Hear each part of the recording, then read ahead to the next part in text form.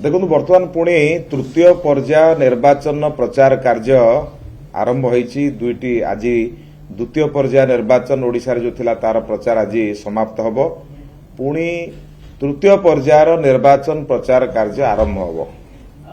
आपण जानिचंती जो भली भाबरे ओडिशार भाषा साहित्य संस्कृति अस्मिता को बजाय रखिवा पाई प्रधानमंत्री नरेंद्र मोदी को नेतृत्व में भारतीय जनता पार्टी जो प्रयास रही ओडिशा रे सरकार करिवा पाई सेथिपाई पुणी तृतीय पर्याय रे भारतीय जनता पार्टी प्रधानमंत्री नरेंद्र मोदी को सहित बाकी समस्त नेतांकर तृतीय पर्याय रे गस्त आरंभ होईछि।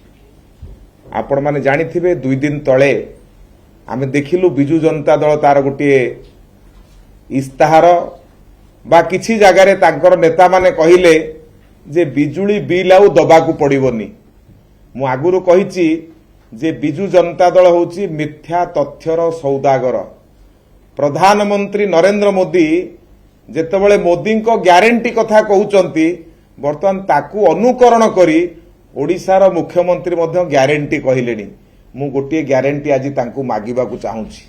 जो ग्यारंटी कथा से कहिचंती जे आमे जितिले ओडिशा रे लोकों को बिजुली बिल दबाकू पड़िबोनी।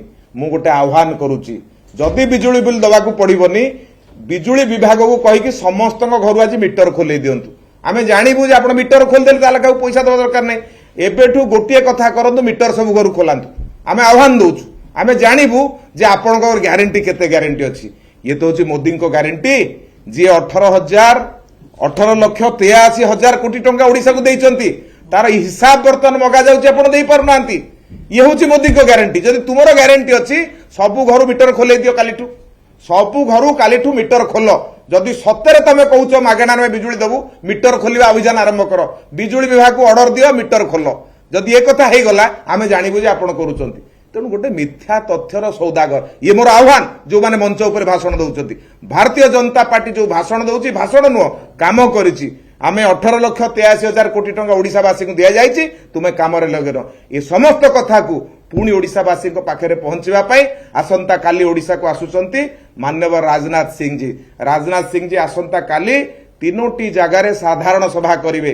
प्रथम साधारण सभा तांकर हबो आपणकर रेढ़ाखोल ठारे, द्वितीय साधारण सभा करिवे केउंझर पाटना ठारे, तृतीय साधारण सभा करिवे खोर्धा ठारे एवं से 19 तारिख दिन आमर छत्तीसगढ़ मुख्यमंत्री विष्णुदेव साय से मध्य आसिबे आपणकर कुचिंडा आसिबे। कुचिंडा रे गोटे सभा करिवे एवं बड़ कथा होउची 20 तारिख दिन भारत वर्षर यशस्वी प्रधानमंत्री जहांकर ओडिया लोकंक पई चिंता अछि जगन्नाथंकर परम भक्त से मध्य 19 तारिख दिन संध्या बेले भुवनेश्वर आसिक पहुंचे एवं ता पर दिन सकाळे 8टा बेले पहुंचे पुरी रे जगन्नाथ दर्शन करबा पई जिवे। जगन्नाथंकर परम भक्त जगन्नाथंकर आशीर्वाद भारतवासी पई नबा पई जिवे। सेठी एक विराट बड़ रोड शो करिवे पुरी रे एवं ता परवर्ती समय अनुगुल जिवे। सकाळ 9:30 बेले अनुगुल रे साधारण सभा को संबोधित करिवे।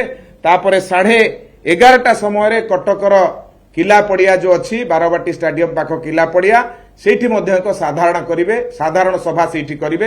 एभली भाबरे तीनोटी कार्यक्रम से दिन करी ओडिशावासी पई तांकर जो भल पाइबा जहाकु से विगत दिन रे काम माध्यम रे देखैचंती ताकू लोक मानक पाखरे देखैबे।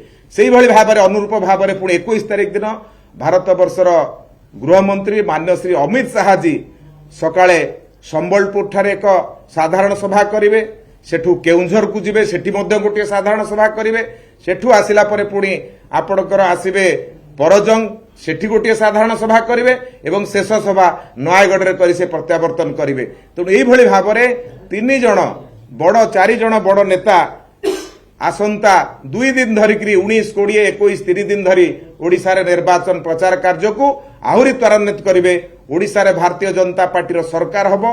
प्रत्येक दिन जना पड़ुची भारतीय जनता पार्टी प्रत्येक दिन बढ़ुची तार सीट संख्या बढ़ुची। प्रथम पर्याय निर्वाचन रे भारतीय जनता पार्टी को जहां ग्राउंड सर्वे रु रिपोर्ट मिलुची आशातीत सफलता मिली। द्वितीय पर्याय आशा करूचु आहुरी भल परिणाम हबो।